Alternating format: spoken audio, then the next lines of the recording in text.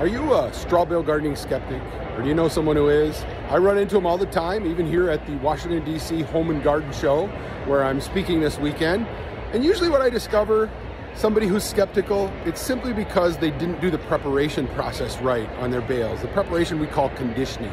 Remember, when we're planting a straw bale garden, we're not planting into straw, we're planting in newly formed soil inside the straw bale. In order to make that happen, you have to properly condition your bales. One of the products we've recently come out with is BaleBuster. That makes it really easy for you to be successful growing a straw bale garden. So I would challenge you to get yourself some BaleBuster this year and try straw bale gardening if you haven't done it.